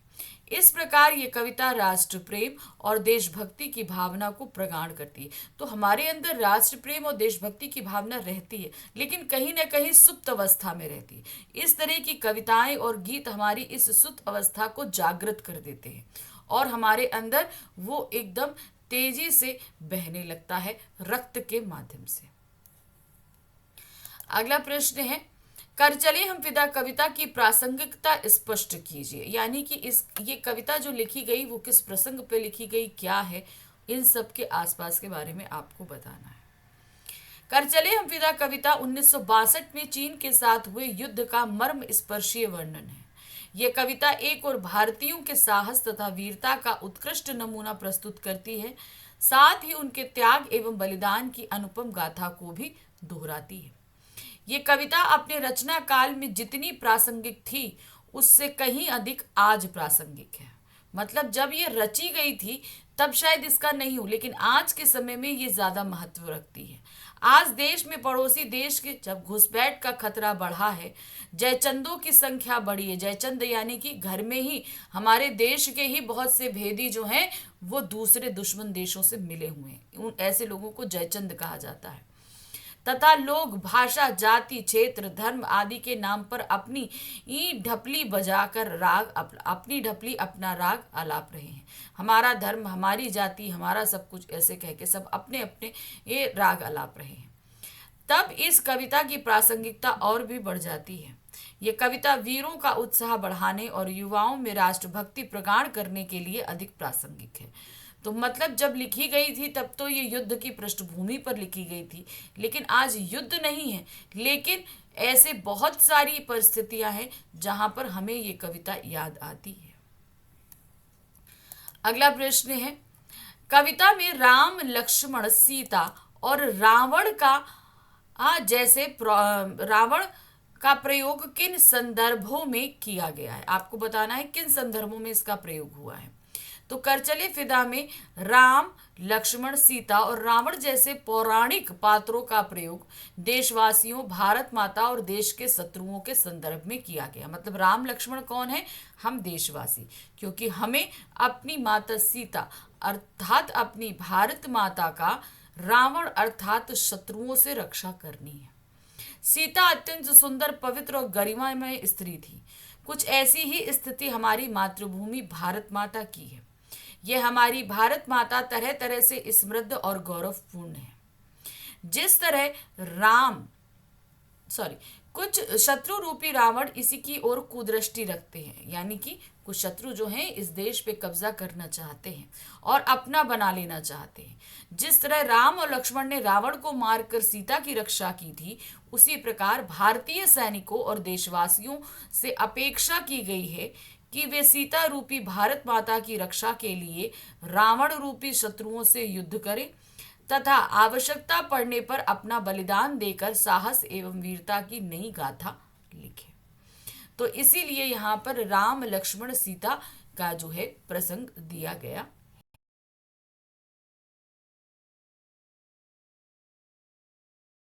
तो सबसे पहले हम जो लेकर आ रहे हैं वो है लघु उत्तरीय। पहला प्रश्न है, दुख के संबंध में हमारी प्रार्थना और कवि की प्रार्थना में क्या अंतर है? तो मैंने कहा ना, दुख के समय हम जिस तरीके से प्रार्थना करते हैं, कवि ने उससे बिल्कुल विपरीत प्रार्थना करी है। दुख के संबंध में हमारी प्रार्थना यह होती है कि प्रभु हमारे दुख हर लो, इस दुख से मुक्ति दिलाओ और दुखों से बचा कर रखना। कवि ये प्रार्थना करता है कि मैं दुखों से बचाने और उन्हें दूर करने की प्रार्थना नहीं कर रहा, मैं तो दुख सहने की शक्ति और साहस आपसे मांग रहा हूं।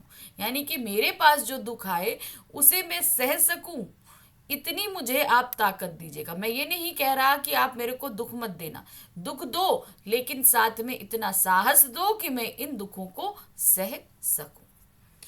अगला प्रश्न है, सुख के दिन के संबंध में जन सामान्य और कवि के दृष्टिकोण में अंतर स्पष्ट कीजिए। सुख के दिनों में अक्सर हम लोग क्या करते हैं, ईश्वर को भूल जाते हैं, होता है ना।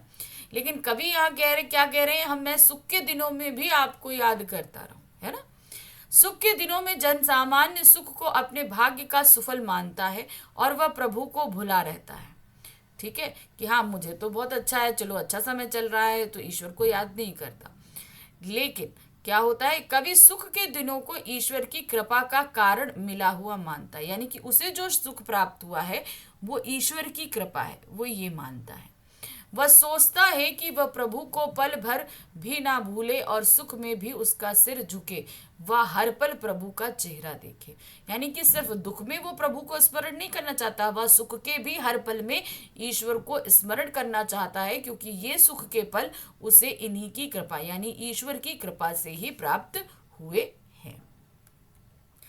अगला प्रश्न है, आत्मताड़ कविता में कवि ने ईश्वर के लिए किस शब्द का प्रयोग किया है तथा वह ईश्वर से क्या प्रार्थना करता है? तो उन्होंने ईश्वर को क्या कहकर, करुणामय कहकर दिया है ना।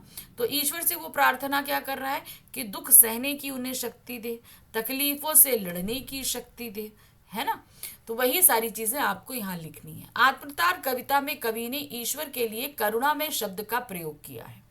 वह ईश्वर से प्रार्थना करते हुए कहता है कि वे उन्हें निडरता से प्रत्येक विपत्ति का सामना करने की शक्ति दें, किसी भी परिस्थिति में उसकी दृढ़ता व संघर्ष करने की क्षमता विचलित ना हो। कोई भी स्थिति हो, बस वो विचलित ना हो। वह पूर्ण आत्मविश्वास से विषम परिस्थितियों का सामना कर उन पर विजय प्राप्त कर सके और प्रत्येक क्षण उसका यानी ईश्वर का स्मरण कर सके। नेक्स्ट क्वेश्चन है, प्रस्तुत काव्य में पौरुष ना हिले से कवि का क्या आश्रय है? अब यहाँ पर ये जो कविता है उसमें एक पद आया है, क्या है, पौरुष ना हिले। इससे क्या कहना, इससे क्या मतलब निकालते हैं हमारे कवि? पौरुष ना हिले से कवि का आश्रय है कि मेरे जीवन की कितनी ही समस्याएं क्यों ना आए, उस समय मेरा सहारा भले ही कोई ना हो, मतलब मुसीबत के समय मुझे कोई सहारा ना मिले अथवा कोई भी सहायता के लिए आगे ना आए, परंतु मेरा विश्वास और आत्मबल नहीं हिलना चाहिए। मतलब मुसीबत चाहे जितनी हो, कोई मुझे साथ दे, कोई सहारा ना दे, कुछ भी करे, लेकिन मेरा अपने पर से विश्वास नहीं हटना चाहिए।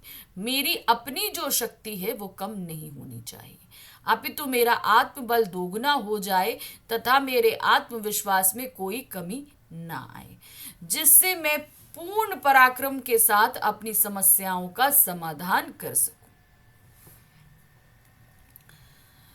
कवि सुख के दिनों के लिए ईश्वर से क्या निवेदन करता है? तो सुख के दिनों के लिए उसने क्या बोला है कि वो सुख के दिन जो हैं आप ही की कृपा से प्राप्त हुए हैं, तो मैं उन सुख के दिनों में भी हर पल आपका स्मरण करता रहूं, ये मेरे ऊपर कृपा रखिएगा। कवि सुख के दिनों के लिए ईश्वर से निवेदन करता है कि आप मुझ पर ऐसी कृपा रखिए कि जब मेरे जीवन में सुखों का आगमन हो तो मैं आपको प्रतिक्षण याद कर सकूं, यानी कि हर पल याद कर सकूं, मैं आपको कभी विस्मृत ना कर पाऊं। सुख के क्षणों में भी मेरे अंदर अहंग भाव ना आने पाए तथा मैं पूर्ण विनम्रता के साथ आपको प्रतिक्षण अपने आसपास अनुभव कर सकूं। तो जब मैं इतनी श्रद्धा रखूं तो मेरे अंदर जो विनम्रता है वो बनी रहे, क्योंकि अक्सर क्या होता है जब हमारे पास सुख आता है, समृद्धि आती है, तो साथ अपने अहंकार लेकर आती है। तो हम ये चाहते हैं कि वो अहंकार मेरे पास ना आए, मेरे अंदर विनम्रता जो है वो बनी रहे, और उस विनम्रता के साथ मैं प्रतिक्षण आपको याद करूं और अपने पास महसूस करूं। अगला प्रश्न है, विपदाओं से मुझे बचाओ या मेरी प्रार्थना नहीं। इस कथन से कवि का क्या आश्रय है, आत्मत्राण कविता के आधार पर लिखिए। यानी कि मेरे ऊपर मुसीबतें आए तो आप मुझे इन मुसीबतों से बचाओ, मैं ये प्रार्थना नहीं करता। ठीक है, मेरे ऊपर मुसीबतें आए, मुझे इनसे बचाओ, मैं ये प्रार्थना नहीं करता। मैं ये प्रार्थना करता हूँ कि इन मुसीबतों में भी मेरा साहस और आत्मबल बना रहे, बस इतनी आपसे कृपा रखना। यही ये प्रार्थना कर रहे हैं। प्रस्तुत काव्य पंक्ति में कवि का आशय यह है कि ईश्वर या प्रभु मुझे विपदाओं या मुसीबतों से ना बचाएं, बल्कि वह मुझ पर इतनी कृपा अवश्य करें कि इन विपदाओं का सामना करने का साहस व शक्ति मुझे अवश्य प्रदान करें। अपनी उसी शक्ति एवं साहस के बल पर मैं उन विपदाओं का डटकर मुकाबला कर सकूं। वस्तुतः कवि विपदाओं से मुक्ति नहीं बल्कि उनका सामना करने की शक्ति प्रदान करने की कामना करता है। तो वो क्या कह रहे हैं कि मुझे इन मुश्किलों से बचाओ, मैं ये नहीं चाहता। मैं क्या चाहता हूँ कि आप मुझे इतनी शक्ति प्रदान करें कि मैं इन विपदाओं से लड़ सकूं। कवि ने ईश्वर से दुख दूर करने की प्रार्थना क्यों नहीं करी? अब वो क्यों कह रहे हैं, वो दुख दूर करने के लिए बोल रहे हैं कि वो दुख में भी साहस बना के रखे, हिम्मत बना के रखे, इतना। तो उन्होंने आखिर क्यों दुख दूर करने की प्रार्थना नहीं करी? कवि ने ईश्वर से दुख दूर करने की प्रार्थना इसलिए नहीं की क्योंकि वह ईश्वर पर पूरी तरह आश्रित होना नहीं चाहता है। कवि स्वयं संघर्ष करना चाहता है।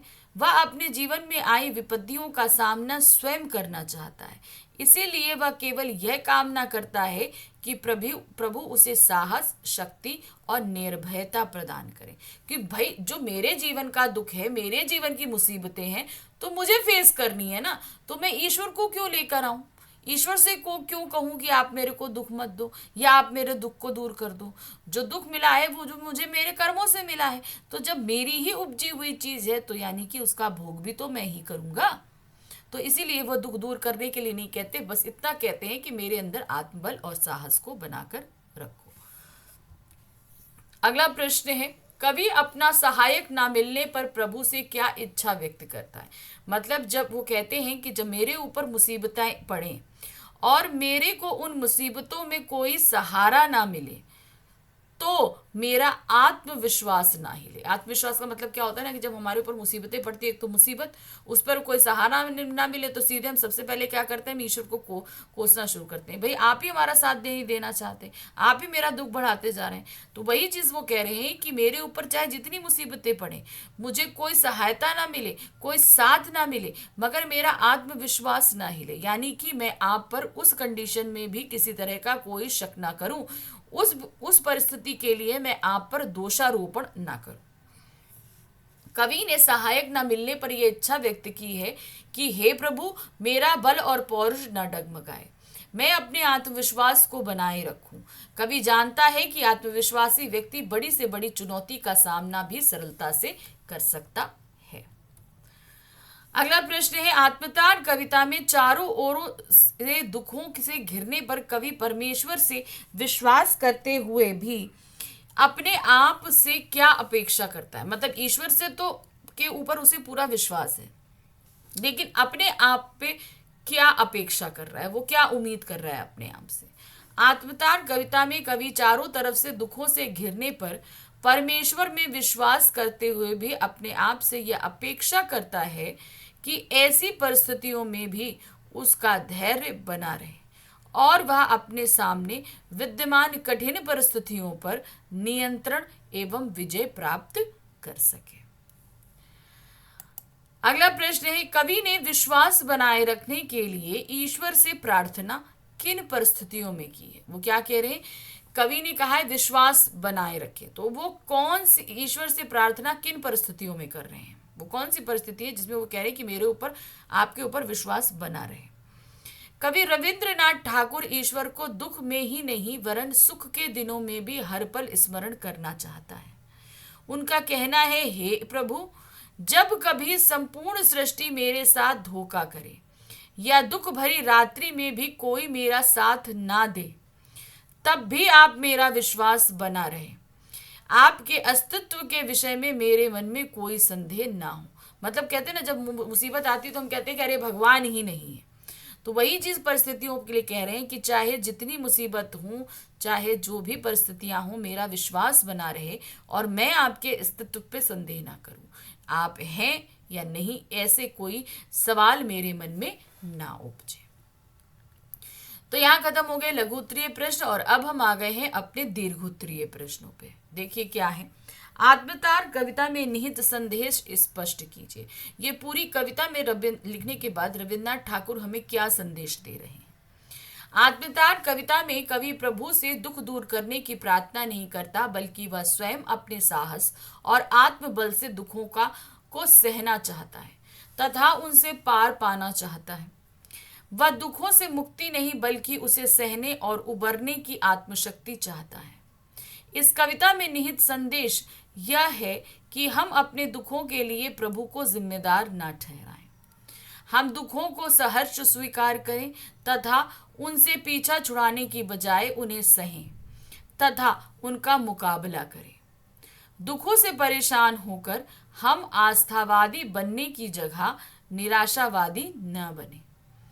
हम हर प्रकार की स्थिति में प्रभु के प्रति अटूट आस्था एवं विश्वास बनाए रखें।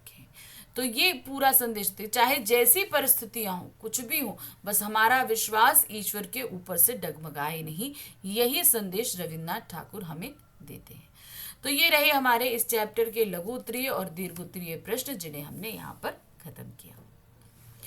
प्रश्न तो खत्म नहीं हुआ है, अभी एक प्रश्न बाकी। हम तो समझे खत्म हो गया, चलिए अभी एक और है। चलिए क्या है, देखिए।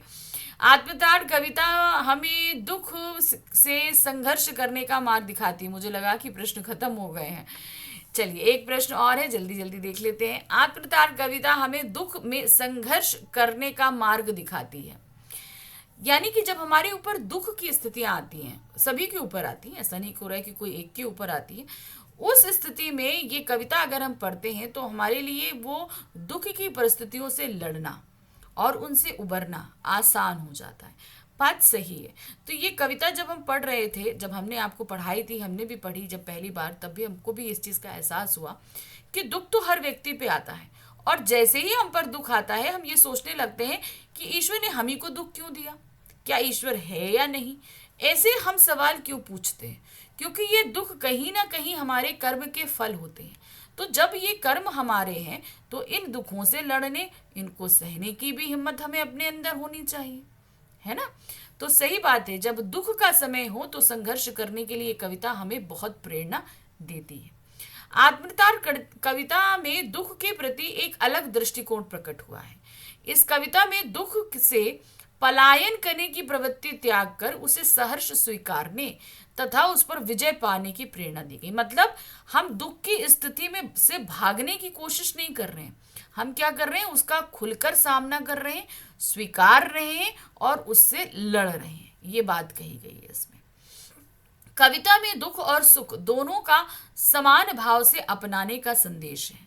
सुख के समय में भी प्रभु के प्रति मन में संदेह न पैदा होने देने तथा हर स्थिति में आस्था एवं विश्वास बनाए रखने के लिए प्रेरित किया गया है, जिससे हमारी आस्थावादिता बढ़ती है। इस तरह सुख में प्रभु को धन्यवाद देना तथा दुख को आत्मबल से जीतने का भाव समाहित करने वाली यह कविता हमें दुख से संघर्ष करने का मार्ग दिखलाती है। तो समझ में आया?